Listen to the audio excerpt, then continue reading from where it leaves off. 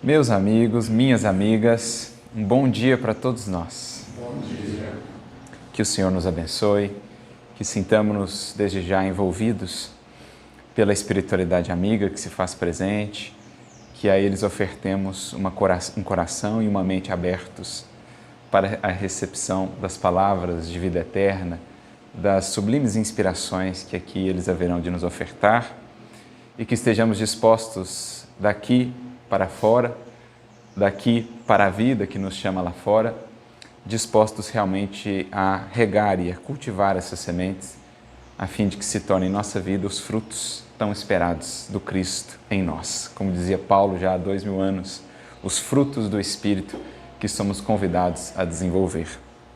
Eu agradeço pela oportunidade, mais uma vez, de estar aqui em Analândia, sempre uma alegria para mim, para a Flávia, agora para o Timóteo também. Podemos estar aqui numa manhã tão agradável como essa, podendo viver esse clima tão ameno, não só do ponto de vista material e físico aqui, mas principalmente do ponto de vista espiritual. Essa alegria, essa singeleza, esse envolvimento, da amizade, da fraternidade, do ideal que nos une, isso é um alimento muito mais importante do que imaginamos ou do que nos recordamos às vezes em nossa caminhada. Esse alimento de podermos conviver e comungar com almas que partilham conosco desse ideal, dessa busca. Isso nos ampara mutuamente, nós nos fortalecemos uns aos outros nessa jornada. Então, que a gente possa também se aproveitar desse pão da fraternidade, que era uma característica tão presente do Evangelho em suas origens, o Cristo e os seus discípulos conhecidos por esse partir do pão, para muito além de um pão material. Tem também o pão material, os nossos cafezinhos, as nossas confraternizações na doutrina espírita, mas esse é o pão de fato mais valioso. E aproveitando a ocasião do mês de outubro, para nós espíritas, sempre um mês muito importante, assim como o mês de abril, por exemplo, o mês de abril fazendo uma referência ao Livro dos Espíritos, essa pedra fundamental de nossa doutrina, e o mês de outubro fazendo uma referência àquele que foi o escolhido, aquele que foi o incumbido de trazer para nós essa doutrina, num trabalho hercúleo. Quanto mais sobre ele nos debruçamos, mais reconhecemos a magnitude e a grandeza, não só do trabalho desenvolvido por Allan Kardec, como também a magnitude e a grandeza desse próprio Espírito, que não por acaso foi escolhido para ser esse pioneiro, essa pedra fundamental também da doutrina espírita do Consolador Prometido.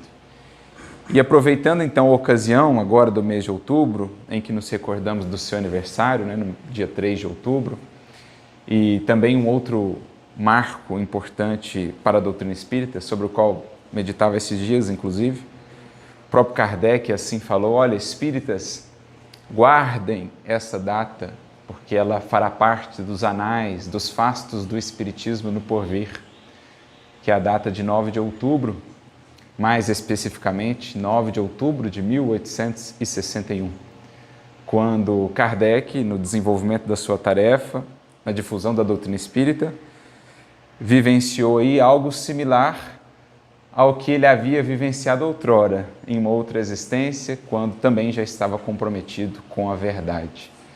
Nós sabemos, em 9 de outubro de 1861, se deu em Barcelona aquele evento que ficou conhecido como o Auto de Fé de Barcelona, quando várias obras de Allan Kardec foram ali queimadas, num dos últimos atos da Inquisição, tentando se apagar a luz daquelas ideias, no entanto, apenas conseguindo realçá-las ainda mais.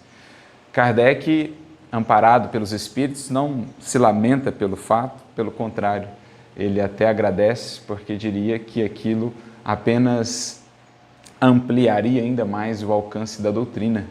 E ele então nos orienta, nos diz, num artigo que ele escreve no mês de novembro de 1861, na Revista Espírita, ele diz: olha, guardem essa data, espíritas do futuro, não como um dia triste, pelo contrário, mas como um dia alegre, a denotar o poder e a força dessas ideias que não puderam ser queimadas ou apagadas, extirpadas pelas chamas. Pelo contrário, que se expandiram ainda mais no esclarecimento das consciências.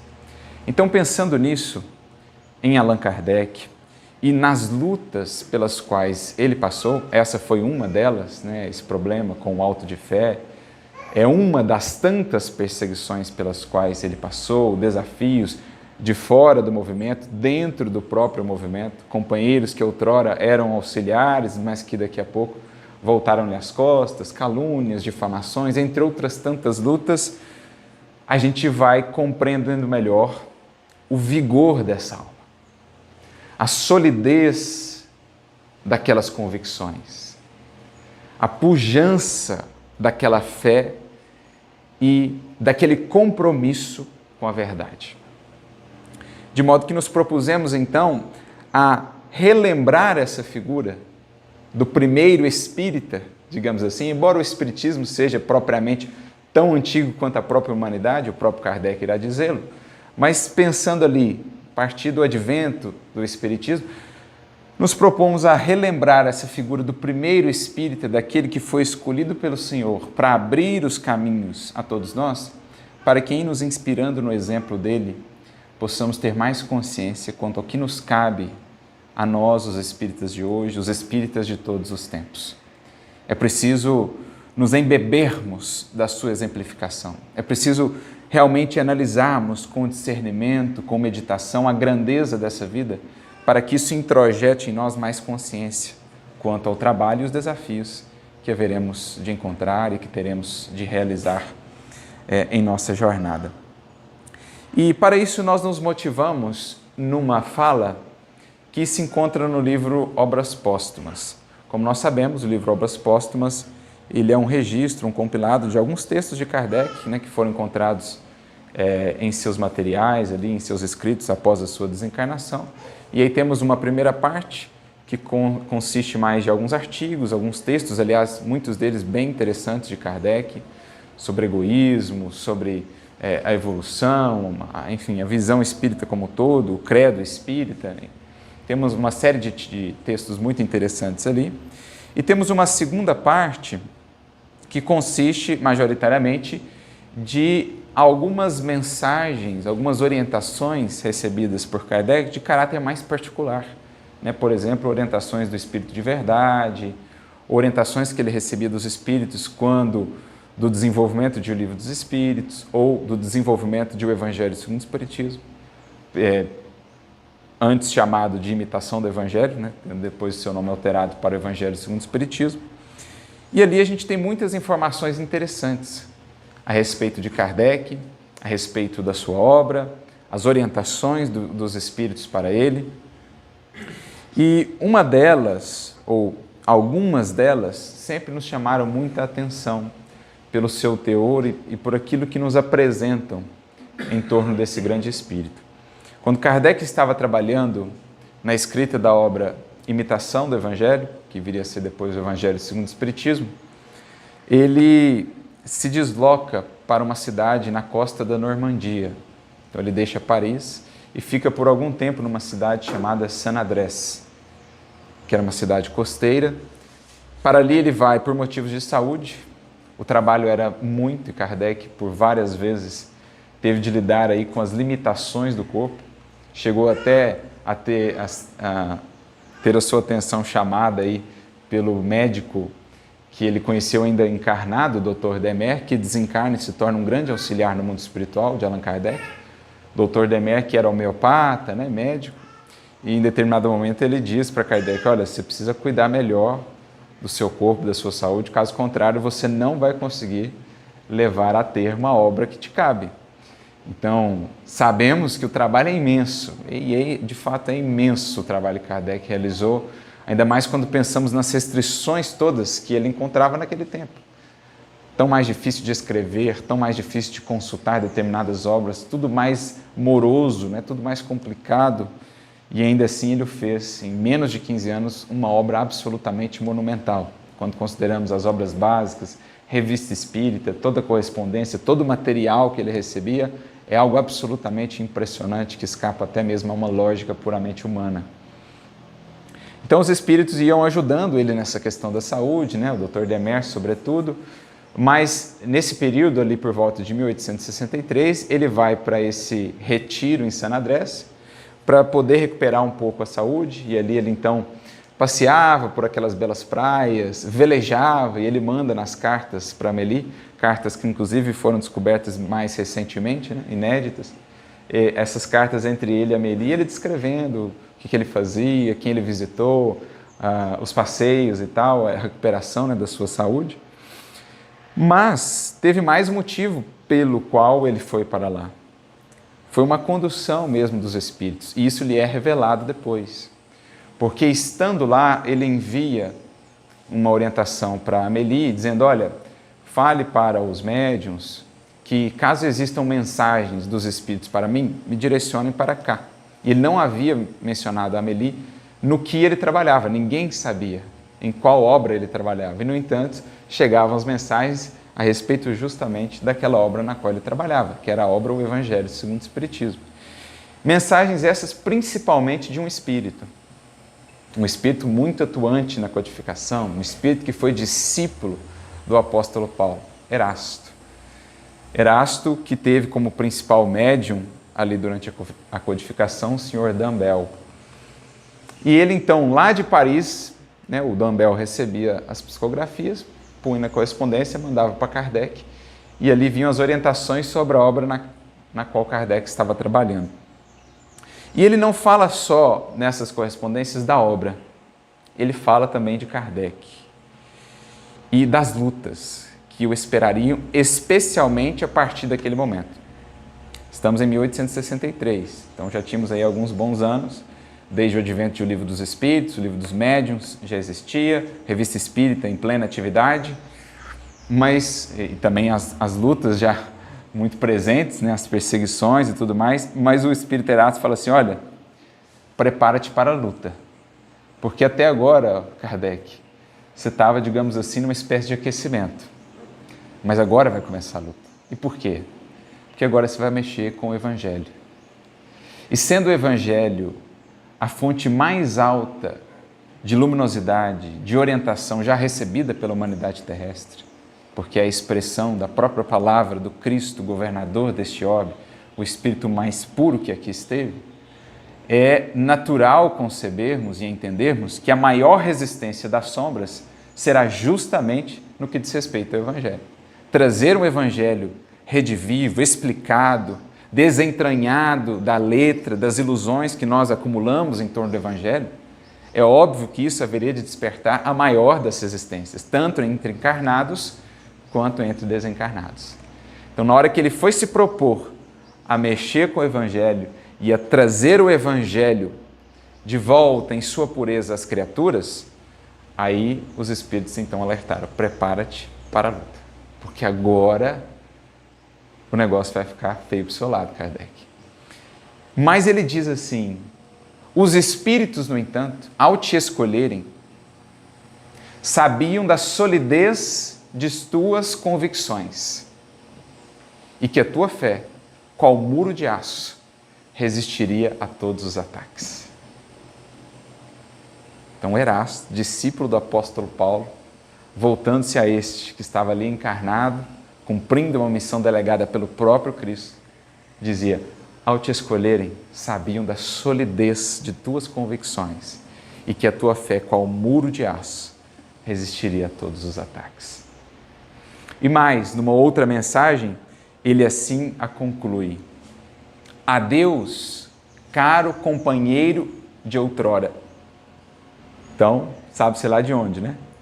Erasto, Kardec, aí foram companheiros em algum outro tempo, sabe-se lá de onde. Não vamos aqui especular. Mas adeus, caro companheiro de outrora, que prossegue em vida a tarefa a que outrora, diante do Espírito que te ama e a quem venero, juramos consagrar as nossas forças e as nossas existências até que se achasse concluída.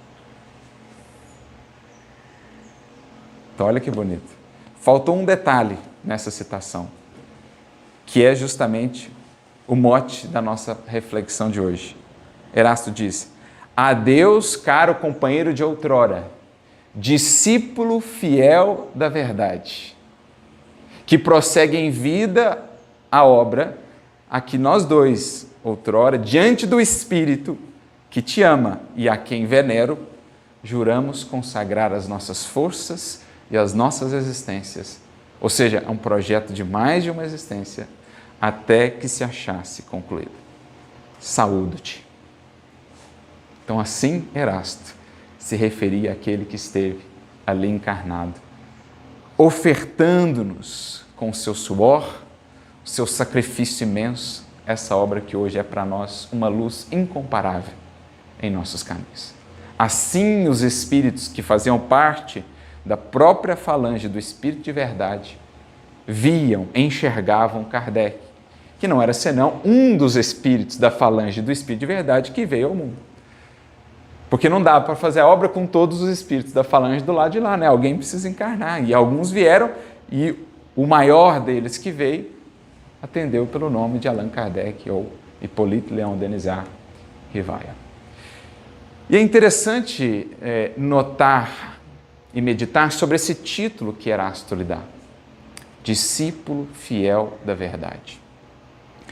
Porque quando a gente vai fazendo um estudo mais panorâmico da trajetória desse espírito, dentro das informações que chegaram até nós pela doutrina espírita, a gente vai compreendendo melhor o que Erasto quis dizer com isso. Há uma mensagem do Humberto de Campos, irmão X, que está no livro Doutrina e Escola, capítulo de número 5, chamada Lembrando Allan Kardec, em que ali, de fato, o irmão X nos revela aquilo que até poderíamos depreender de uma ou outra maneira pela própria Revista Espírita, ali uma mensagem desse espírito na Revista Espírita, depois que Kardec desencarna. E seria o próprio Kardec, só que com outro nome, né? Porque ali, irmão X revela que em existência anterior, Allan Kardec foi João Hus, ou Jan Hus. Quem foi essa figura? Ele foi um dos precursores da chamada Reforma Protestante. Viveu ali no século XIV, século XV, né? Desencarnou em 6 de julho de 1415, na cidade de Constança, lá na Alemanha, onde estava ocorrendo um concílio, e ele então desencarnou queimado neste concílio. E quando a gente vai se debruçando sobre a vida de Jan Hus, nós vamos compreendendo melhor o vínculo entre esta existência, a existência como Kardec, e mais ainda esse título, discípulo fiel da verdade. Nós até tivemos a alegria de estar lá em Constança, no exato local onde foi acesa a pira, onde Jan Hus entregou a sua vida. Neste mesmo local, mais tarde, seria também queimado um discípulo seu, chamado Jerônimo de Praga, outro espírito conhecido para nós espíritas, porque foi o benfeitor espiritual de Leon Denis. Então, Leon Denis, muito provavelmente, também estava ali naquele processo antecedendo a reforma. Porque Jan Hus, ele começou a questionar certas coisas dentro do cristianismo, né? Certos desvios que nós fomos incorporando à mensagem do Cristo. Então, venda disso, venda daquilo outro, um excessivo apego ao poder, né? Às formas, às convenções, etc, etc. Então, inspirados nas ideias de John Wycliffe, que foi também um desses pré-reformadores lá da Inglaterra, ele começou a difundir essas ideias e aí, naturalmente, despertou a ira de alguns e a perseguição dos poderes vigentes de então. Mas ele se mantinha sempre fiel àquilo que ele acreditava, porque ele pensava, né, conhecedor que era do Evangelho, da palavra do Cristo, ele pensava, mas isso não faz sentido à luz do Evangelho. Então ele se mantinha fiel, embora as ameaças que começavam a surgir, inclusive a ameaça de ser considerado um herege e as consequências disso. No entanto, ele se mantinha firme nos seus ideais, né? Se mantinha ali comprometido com essa palavrinha que é uma palavra muito presente na sua vida, a palavra verdade. Eu me lembro que há alguns anos eu e a Flávia assistimos um filme que tem dele, que foi distribuído aqui no Brasil pelo nosso amigo Oceano Vieira de Mello, lá de São Paulo, pela Versátil, né? e eles pegavam muitos desses filmes do exterior, traziam para distribuição aqui no Brasil. Existe um filme chamado Jan Hus, o Reformador Cristão. Um filme antigo, assim, mas muito interessante. E uma coisa que nos chamou a atenção quando vimos o filme é a palavra verdade sempre esteve muito presente na vida dele, na fala dele, na pregação, e não presente de uma forma vazia, né? Como quem fala tanto da verdade, de defender a verdade, mas cuja vida não atesta esse compromisso com a verdade. Pelo contrário, existia uma consonância entre a vida, a fidelidade, os propósitos e, de fato, essa defesa da verdade, que para ele era o Evangelho. Em sua excelência, em sua essência, ali estava a verdade, o Cristo, né? O caminho, a verdade e a vida. Então, essa palavrinha, se pudéssemos resumir a vida, a atuação, a pregação de Jan Hus, certamente o faríamos com essa palavra, verdade. O que nos ajuda a entender melhor o título que Erasto mais tarde ele conferiria, discípulo fiel da verdade. Também nas cartas que ele escreveu quando esteve preso, muitas das vezes ele faz referência à verdade, inclusive à disposição de, sendo fiel, morrer por ela. Por uma causa mais nobre, pela causa da verdade, pela causa da lei divina. Existiu até uma tese muito interessante, né, foi defendida, uma tese de doutorado de um pesquisador brasileiro em torno da vida de Jan Hus, dos seus escritos e tal. Ele fala sobre Jan Hus no seu aspecto de educador também. Se não me engano, foi uma tese defendida na USP sobre Jan Hus, e ele traz muito desse material das cartas de Jan Hus quando esteve preso. E a gente encontra algumas citações muito interessantes, né? Em determinado momento, numa de suas cartas, ele diz assim: porque essa verdade que eles quiseram eliminar, porque eles começam a persegui-lo, né? Começam a persegui-lo, e aí, em determinado momento, ele recebe um convite para participar do Concílio de Constança, em que seriam debatidos assuntos ali, vários assuntos que diziam respeito ao cristianismo, inclusive essas heresias ou essas ideias que estavam criando celeumas dentro do cristianismo. E, em tese, ele teria um salvo-conduto para ir ao concílio. Tipo assim, você está protegido, pode vir, vamos só debater aqui. Chegando lá, ele é preso, né? E, olha, abjura suas ideias, senão...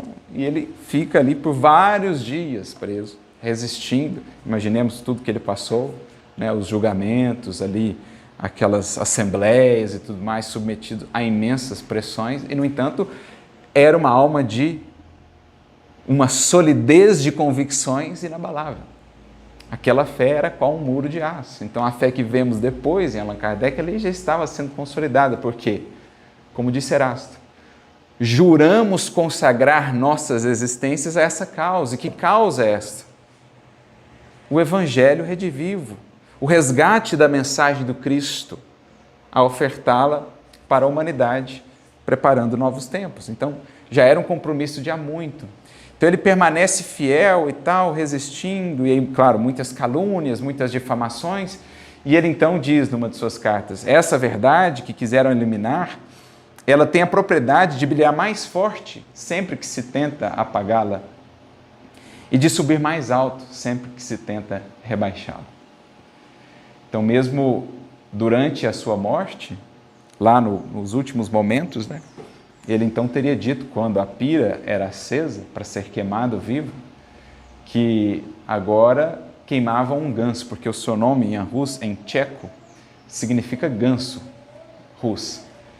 Agora vocês queimam um ganso, mas dia virá um cisne que voará tão alto que as labaredas não o alcançarão.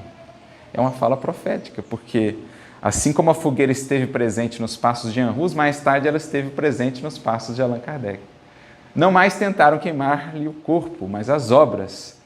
No entanto, assim como a fogueira não pôde queimar as ideias dele que prepararam a reforma, e a reforma acabou abrindo caminho indiretamente para a própria doutrina espírita mais tarde, assim também não conseguiram queimar as suas ideias depois no Auto de Fé de Barcelona. Porque ele mesmo diria no artigo que citamos na Revista Espírita: podem queimar-se os livros, mas as ideias não se queimam. Pelo contrário, as chamas apenas as realçam. E o próprio bispo, que foi o responsável por esse auto de fé, mais tarde ele comparece na reunião da Sociedade Parisiense de Estudos Espíritas, arrependido. E Kardec até fala, olha, denota uma superioridade, o espírito já entendeu o seu ato. E ele então diz assim, que uma voz lá no mundo espiritual, assim dizia para ele, dentro da sua consciência, queimaste as ideias, mas as ideias te queimarão. Ou seja, o que você tentou queimar agora se volta contra você no remorso e no arrependimento. E ele esteve reencarnado no Brasil, trocou cartas com Ivone do Amaral Pereira, foi um padre também, mas um padre que caminhava ali muito próximo do espiritismo e desenvolveu um trabalho bem interessante, né? Como disse, trocou cartas por muitos anos com Ivone Pereira, o Chico também teve contato com ele, viveu lá em Uberaba, inclusive, e redimiu-se, digamos assim, desse ato outrora. Era um padre meio que médium, assim, também. Então é interessante ver, né, esse processo, porque Kardec teve a oportunidade de conversar com ele lá na revista, lá na Sociedade Espírita, e ele então diz desse remorso, queimaste as ideias, agora as ideias te queimarão. Mas então a fala de Ian Hus lá atrás é profética. Né? No momento, olha, vocês estão tentando apagar, eliminar, extirpar essa verdade que quer vir a lume, mas não conseguirão, porque quanto mais se bate na verdade, quanto mais se tenta rebaixá-la, mais ela se eleva. Porque o batismo de todas as grandes ideias e que lhes dá ainda mais força é sempre o batismo da perseguição. Vide em todos os tempos, basta analisar a história. Onde mais as trevas tentaram criar empecilhos, obstáculos, ali mais se desenvolveu uma determinada ideia ou um processo de renovação. Desde antes do Cristo, passando principalmente pelo tempo do Cristo e depois, assim é da natureza. Nada podemos contra a verdade, diria Paulo, senão a favor dela. E toda vez que contra ela nos lançamos, em verdade, apenas a elevamos ainda mais, demonstramos ainda mais o seu valor. E foi de tal modo o processo com Ian Hus que, durante a sua execução, ali na caminhada final, eles colocaram sobre ele, no sentido de humilhá-lo também, né, de depreciá-lo, um chapéu, uma espécie de coroa assim, de papel, com muitos demônios desenhados.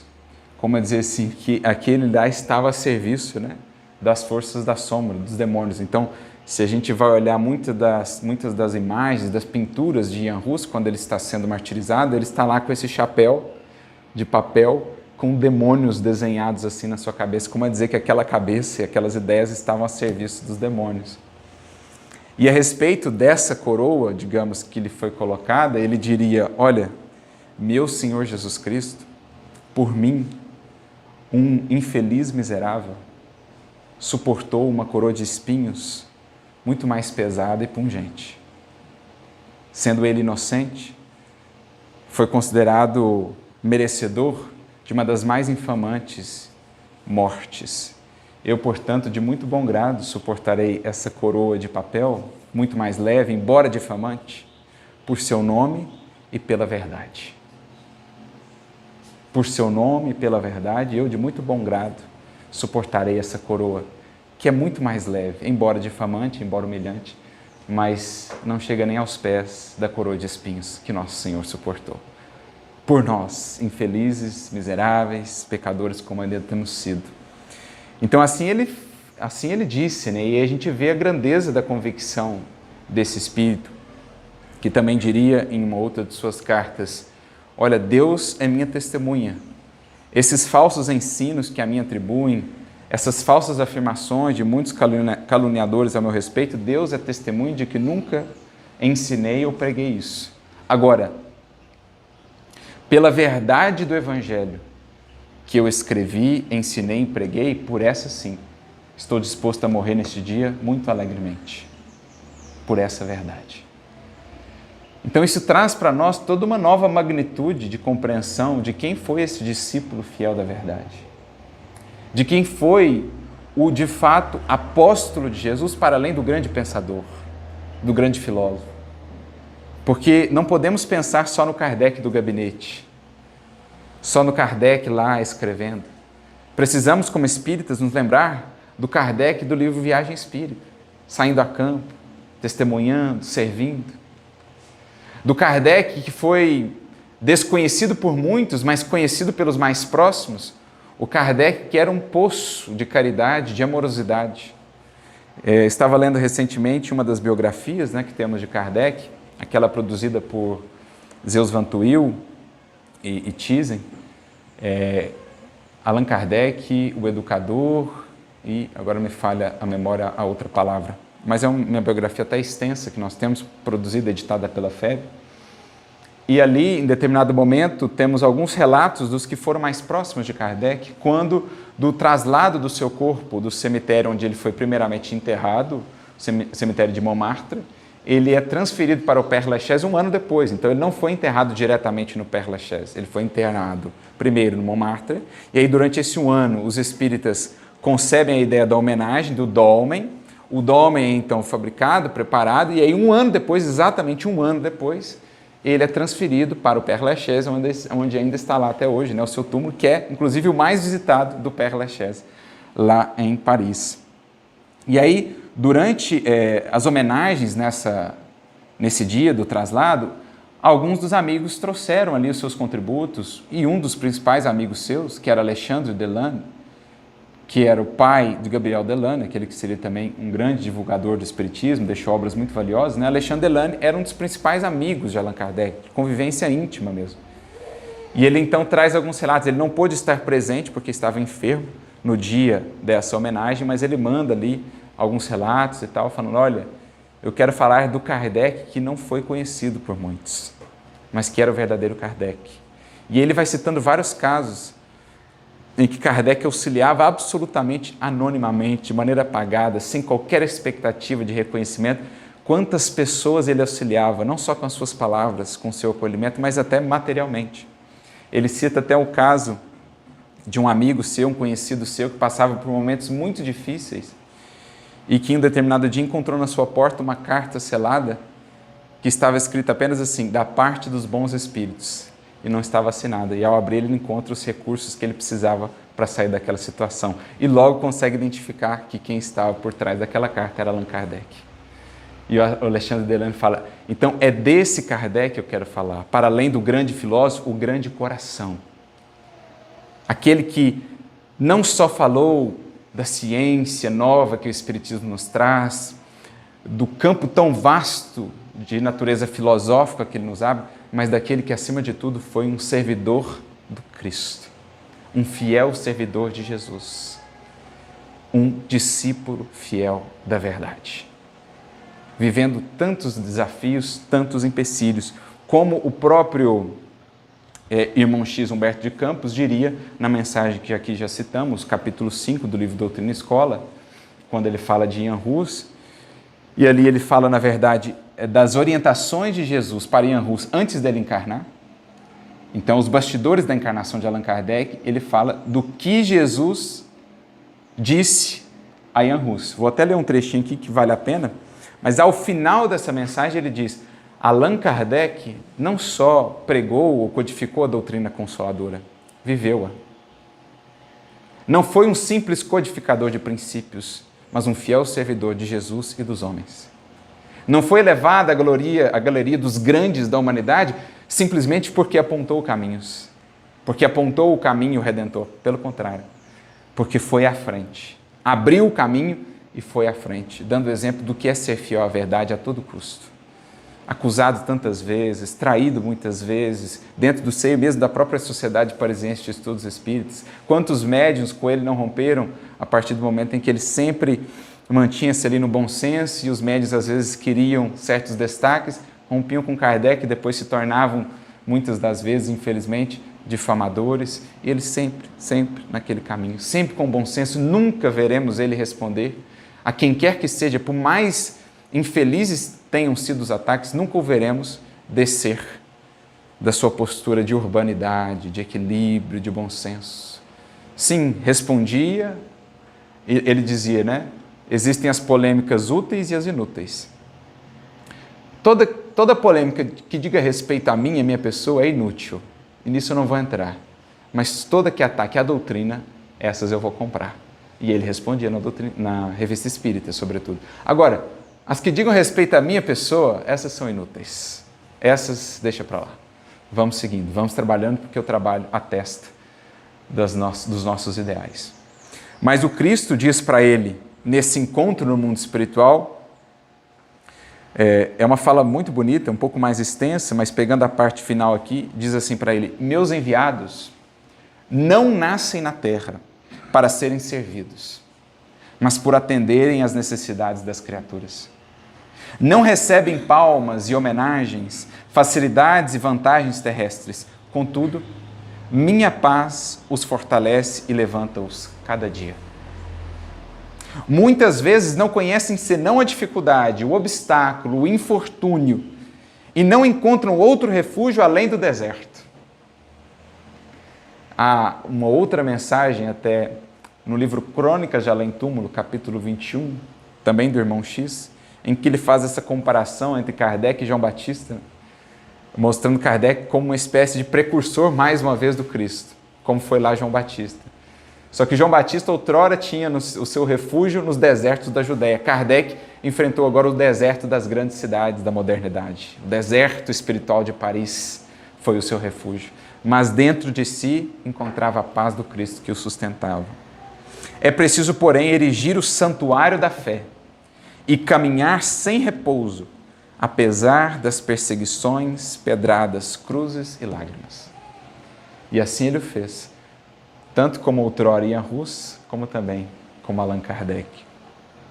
E eu acho que uma mensagem que é muito descritiva da natureza dessa tarefa, dessa missão e da grandeza dessa fé e desse espírito, é uma mensagem que agora o Espírito de Verdade, a nosso ver, o próprio Mestre, ele traz numa dessas orientações que estão lá no livro Obras Póstumas. Quando estão falando sobre a missão de Kardec, ele volta-se para o Espírito de Verdade, que ele chamava de A Verdade também. Ele fala assim: olha, tem alguns espíritos aí que estão falando que a minha missão é essa e tal, mas eu estou meio receoso, meio reticente, estou achando que é demais. Seria isso mesmo? Você poderia confirmar, por gentileza? Porque você sabe do meu anseio de propagar a verdade. No entanto, entre a condição de simples trabalhador e missionário em chefe há uma grande distância. É isso mesmo? E o Espírito de Verdade responde assim para ele: eu confirmo-te a proposta, mas te indico absoluta discrição. Porque se quiseres perder a tua tarefa, o primeiro passo para isso será difundir essa informação. Porque essa é uma proposta, mas ela corre por conta do seu livre-arbítrio. Porque os desígnios de Deus não repousam sobre a cabeça de um homem. E se tu não fizeres, outro fará. Então depende de ti. E por isso eu te recomendo absoluta discrição. Trabalha, mas não se preocupe com que os outros saibam disso de alguma maneira. Pelo contrário, que o trabalho fale por si. Então o Espírito de Verdade traz isso para ele, essa orientação, falando, olha, a nossa assistência não vai te faltar, mas você tem o seu livre-arbítrio. E vai depender de você. E aí ele acrescenta, e essa fala do Espírito de Verdade, digamos assim, que ela é o filtro, ela é o crivo. Quem ouve uma fala dessa, quem lê uma fala dessa, e ainda assim persevera, segue adiante, denota que temos ali um espírito realmente comprometido com a verdade. Porque olha o que o Espírito de Verdade vai falar para ele. A missão dos reformadores é prenhe, ou seja, cheia de escolhos e perigos. Previno-te de que é rude a tua, porquanto se trata de abalar e transformar o mundo inteiro. Porque, passados mais de 160 anos da doutrina espírita, nós já conseguimos ver muito do seu alcance, da sua influência, principalmente no Brasil. As ideias que a doutrina espírita traz, sobre as quais ela fala, em nosso país, mesmo para outras doutrinas, já são ideias quase que tomadas como uma espécie de senso comum. Por exemplo, a reencarnação. Aqui se fala desse assunto com tanta naturalidade, com a possibilidade, por exemplo, de, entre aspas, falar com os mortos. Vai falar disso na Europa, ainda há uma imensa resistência, uma imensa incompreensão no que diz respeito a essa espiritualidade mais lúcida, mais racional que o Espiritismo nos traz. Mas no Brasil isso já está mais entranhado, né, na nossa própria cultura, em boa parte devido ao trabalho de um Chico Xavier e de outros grandes nomes que por aqui passaram.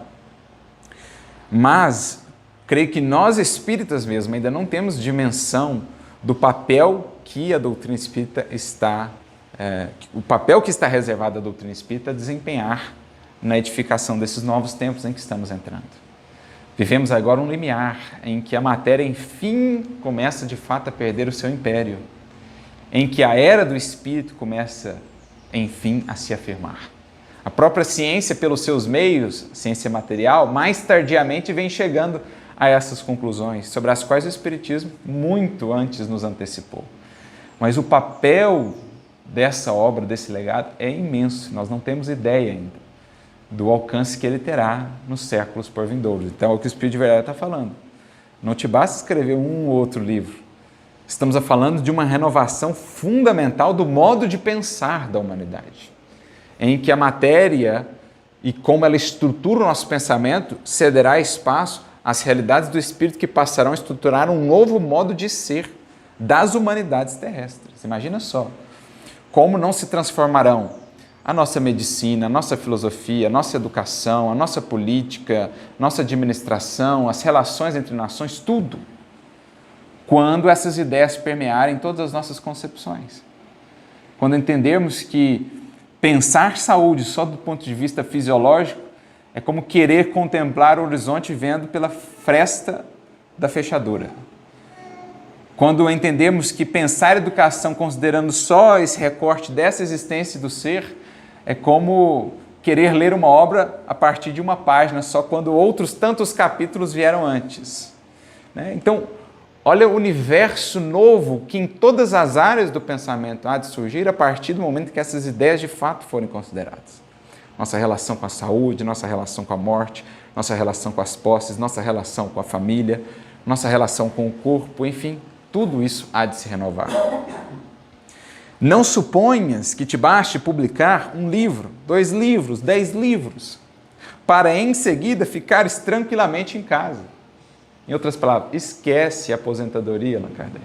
Esquece essa ideia de que você vai fazer uns livrozinhos ali, depois você vai lá para um retiro, ficar tranquilo o resto da vida. Esquece isso.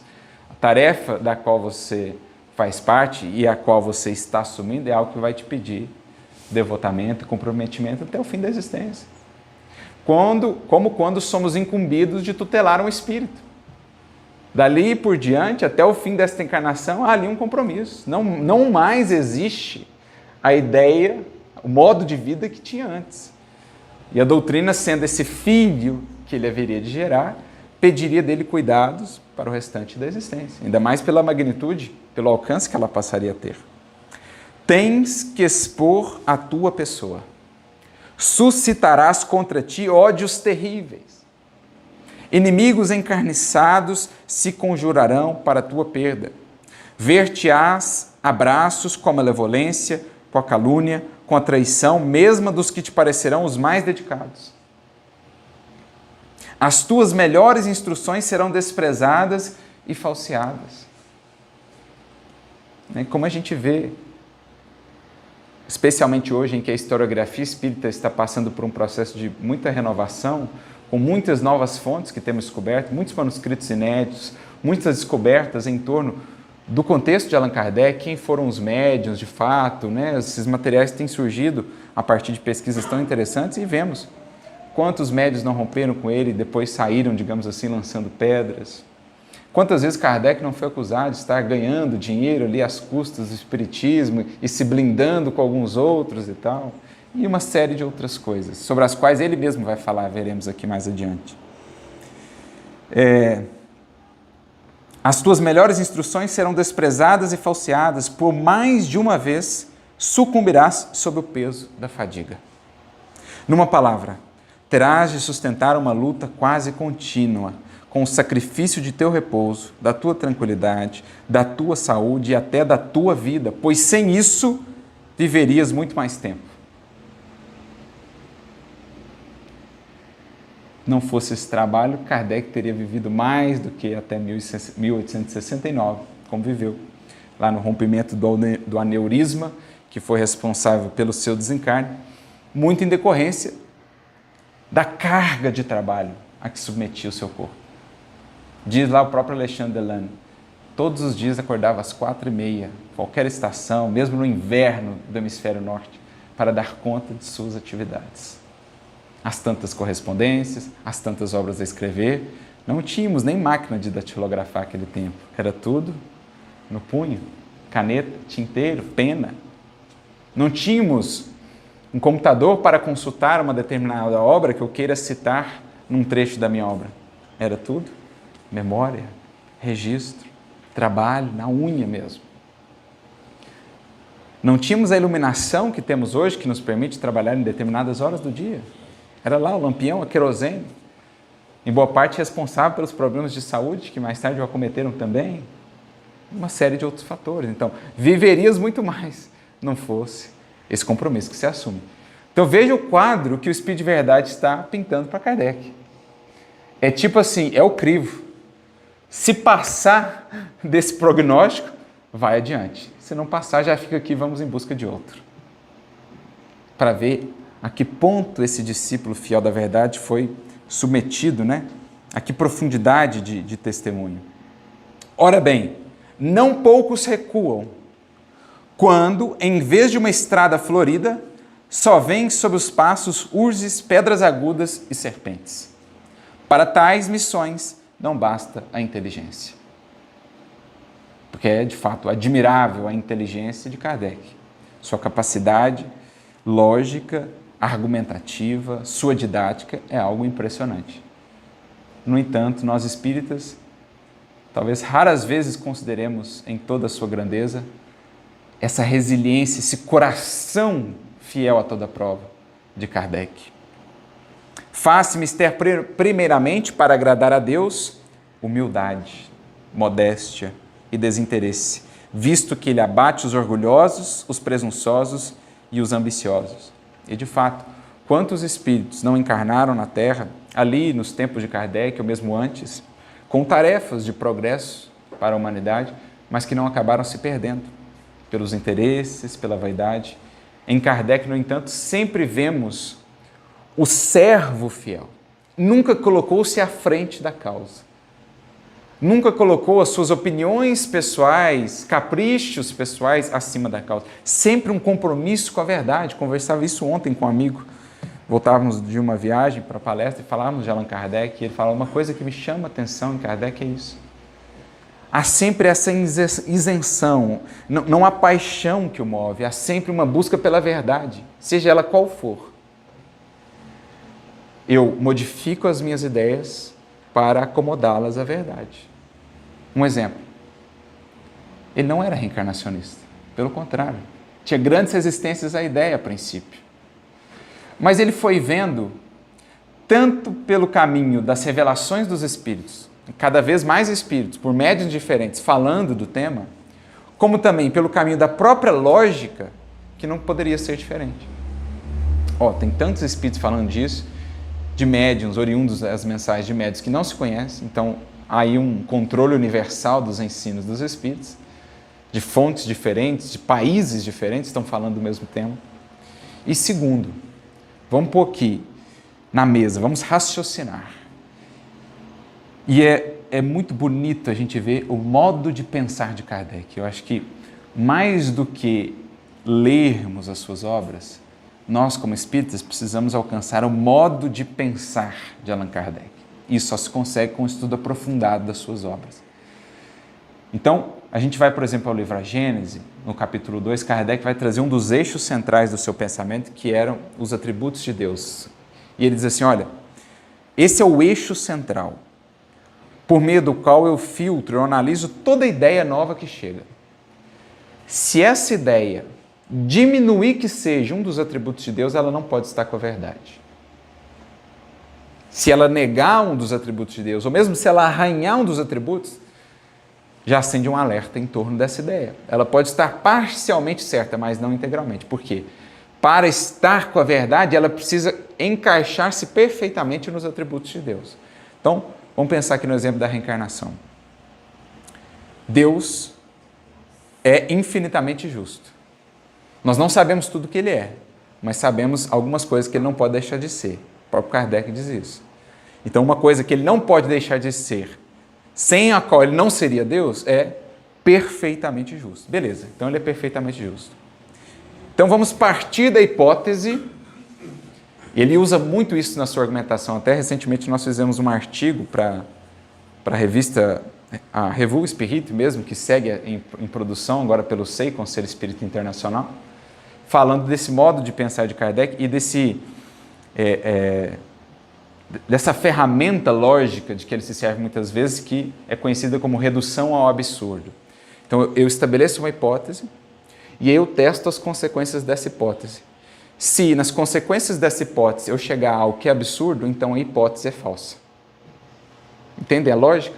Eu proponho, vamos imaginar que seja assim, veja as consequências disso. Se eu chegar numa coisa que é absurda, eu falo, então a hipótese proposta está errada. Então, ele faz isso.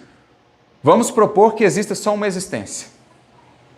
Se há uma só existência, e olhando para o fato da multiplicidade de destinos, então um nasce e vive 1 ano, o outro nasce e vive 90 anos, um nasce e só tem uma vida de dificuldades, o outro nasce e tem uma vida cheia de facilidades, um nasce com uma enfermidade congênita, o outro tem saúde de ponta a ponta da existência. Então, eu parto da hipótese de que o espírito só tem uma existência, olho para a realidade ao meu redor e agora eu tento encaixar isso com o atributo da justiça de Deus. Como é que faz? Como é que Deus é justo se essa hipótese de uma existência só é verdadeira? Então, chega a um absurdo. Então, a minha hipótese é falsa. Portanto, só existe uma maneira de Deus seguir sendo perfeitamente justo. Há mais de uma existência. Então, pela lógica, ele chegou à reencarnação e pelo relato dos espíritos. Mas ele mesmo escreve um artigo falando, eu não era reencarnacionista. Até resisti ao princípio, quando a ideia começou a surgir na fala de alguns espíritos, falei, vamos ver, né? Fica meio reticente. Mas ele se curva à verdade. Porque a verdade é a verdade, gente. Lembrando Paulo, nada podemos contra ela, senão a favor dela. E Paulo, nessa fala sua, reflete muito a fala de um mestre seu, Gamaliel. Porque quando Saulo começou a perseguir os cristãos, lá, perseguir Estevão, prendeu Pedro, prendeu o pessoal lá da Casa do Caminho, o Gamaliel interviu e falou assim, pessoal lá no Sinédrio, né? Todo mundo querendo acabar com aquele movimento. O Gamaliel levanta-se e fala assim, pessoal, vamos pensar melhor para não sermos encontrados lutando contra os desígnios de Deus. Porque se isso que eles estão fazendo é falso, cairá por si. Agora, se for verdadeiro, nós estamos combatendo a verdade. Então, pensemos bem no que nós estamos fazendo. E ele fala isso para Saulo. Saulo, seja mais ponderado, reflete melhor, solta o Pedro. E ele consegue, né, inclusive. Saulo ouve o mestre, tinha muito apreço, tá, tudo bem, eu solto o Pedro, eu solto o Filipe, o João, vamos exilá-lo, agora o Estevão eu não solto não. Esse é pessoal, esse eu vou levar até o fim. E, de fato, levou, né? Mas Paulo mais tarde diria, não podemos nada contra a verdade. Eu tentei bater de frente com a verdade e a verdade me curvou. A verdade me venceu. Então, isso denota uma grande maturidade do espírito, porque poucos estão dispostos a mudar suas ideias realmente no compromisso de busca da verdade. E Kardec, como poucos, brilha na história da humanidade com essa humildade, essa honestidade intelectual de quem realmente busca a verdade e não o seu sistema. E não impor a sua ideia. Muitos que vieram ao mundo com tarefa de difundir a verdade acabaram criando sistemas próprios e se tornaram cativos desses sistemas, mas Kardec não. E é isso que o Espírito de Verdade está dizendo, olha, é preciso, antes de mais nada, humildade, modéstia e desinteresse. Também são de necessidade prudência e tato, a fim de conduzir as coisas de modo conveniente e não lhes comprometer o êxito com palavras ou medidas intempestivas. Se tem uma coisa que Allan Kardec não era intempestivo. Agir por impulso, pelo contrário. Era, como bem disse Flammarion, o bom senso encarnado, o equilíbrio, a moderação, sempre cada passo muito bem pensado, dado com segurança, porque amparado na lógica, no compromisso com essa verdade. Exigem-se, por fim, o devotamento, a abnegação e disposição a todos os sacrifícios. Vês assim que a tua missão está subordinada a condições que dependem de ti. Então, é como se o Espírito de Verdade falou, está aqui o contrato, eis as cláusulas. Sacrifício a todos, como é que está aqui? Disposição a todos os sacrifícios, devotamento, abnegação, desinteresse, humildade, modéstia, perseverança, paciência, estão aí as cláusulas. Quer assinar ou não quer assinar? Se você não assinar, a gente vai atrás de outro que assina. Olha a resposta de Kardec. Faz uma oração. Antes ele diz assim, aceito tudo, sem restrição. E ele faz uma oração, Senhor, pois que te dignaste lançar os olhos sobre mim, para o cumprimento dos teus desígnios, faça-se a tua vontade. Está nas tuas mãos a minha vida, dispõe do teu servo. Reconheço a minha fraqueza diante de tão grande tarefa. A minha boa vontade não desfalecerá. As forças, porém, talvez me faltem. Supre a minha deficiência. Dá-me as forças físicas e morais que me forem necessárias. Ampara-me nos momentos difíceis e com o teu auxílio dos teus celestes mensageiros, tudo envidarei para corresponder aos teus desígnios. Com essa oração, o discípulo fiel da verdade sela o seu compromisso de prosseguir na missão que havia abraçado lá atrás, desde John Hus ou até diante disso, compromisso com a verdade do Evangelho, ofertada à humanidade. Eis Allan Kardec. Ele ainda coloca uma nota. Ele fala assim, embaixo, né? Escreva esta nota 10 anos e meio depois do que me foi dito. Ele foi lá, né? Embaixo, assim, no rodapé. 10 anos e meio. Olha o que ele fala. Atesto que ela se realizou em todos os pontos, pois que experimentei todas as vicissitudes que me foram preditas. Andei em luta com o ódio de inimigos encarniçados, com a injúria, calúnia, inveja, ciúme, libelos infames se publicaram contra mim, as minhas melhores instruções foram falseadas, traíram-me aqueles em que eu mais confiança depositava.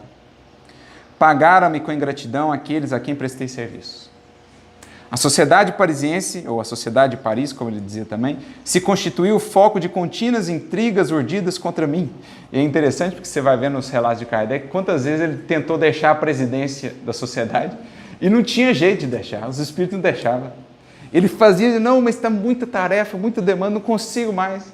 Estava lá Kardec eleito presidente da sociedade. Por mais que muitos membros tenham se apartado, claro que também alguns mantiveram-se fiéis até o fim, né? O próprio Alexandre Delane aqui que citamos, foi um amigo de ponta a ponta, entre outros companheiros, né? Amélie também sempre ali ao seu lado, dando um suporte, um auxílio extremamente valioso. Então disseram que se me conservavam fiéis, estavam minha soldada, ou seja, que me protegiam lá alguns, que eu lhes pagava com o dinheiro que ganhava do espiritismo, ou seja, que eu subornava ali alguns. Nunca mais me foi dado saber o que é repouso. Mais de uma vez sucumbi ao excesso de trabalho. Tive abalada a saúde e comprometida a existência. Aí a gente lê isso aqui, o pessoal vai falar, então pula fora do barco, né? Pelo amor de Deus, calma, agora vem a boa parte. Graças, porém, à proteção e assistência dos bons espíritos, que incessantemente me deram manifestas provas de solicitude, tenho a ventura de reconhecer que nunca senti o menor desfalecimento ou desânimo e que prossegui sempre com o mesmo ardor no desempenho da minha tarefa, sem me preocupar com a maldade de que era objeto. Mas também, a par dessas vicissitudes, que dissatisfações experimentei. Vendo a obra crescer de maneira tão prodigiosa, com que compensações deliciosas foram pagas as minhas tribulações, que de bênçãos e de provas de real simpatia recebi da parte de muitos aflitos a quem a doutrina consolou. Este é o resultado. Este resultado não me anunciou o Espírito de verdade. Ele não falou disso, ele falou do outro. Para testar o quê? O desinteresse. Porque, claro, quem ao bem se dedica, o bem encontrará. O amor o sustentará. Só que os Espíritos falam das lutas que é para testar o desinteresse. Se estamos por ideal dispostos a superar isso. Porque é certo que quem trabalha com Deus, quem trabalha pela verdade, há de ser sustentado por Deus e pela verdade, pelo Cristo. De modo que ele vai falando aqui mais e fala, olha, eu seria injusto se colocasse, se dissesse que na balança estão equilibrados as bênçãos e as lutas. Pelo contrário, as bênçãos superam em muito as lutas que enfrentei. Isso que espera um discípulo fiel da verdade. todos eles.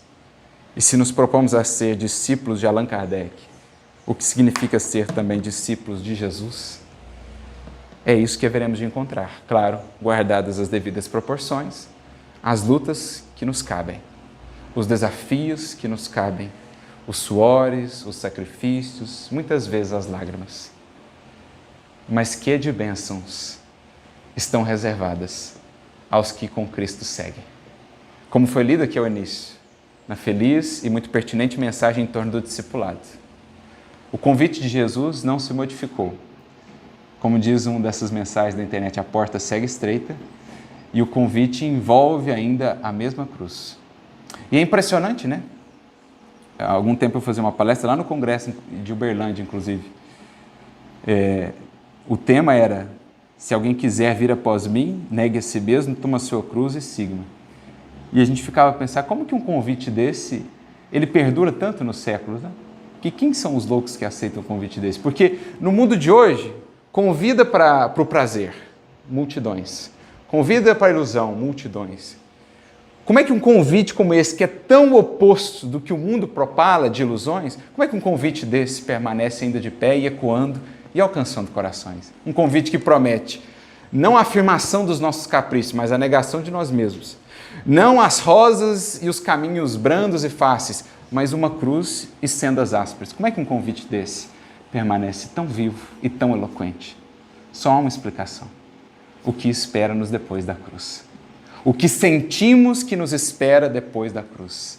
A ressurreição, a vida nova, sublimada, as alegrias incomparáveis destinadas aos discípulos fiéis da verdade, aos seguidores leais de Jesus.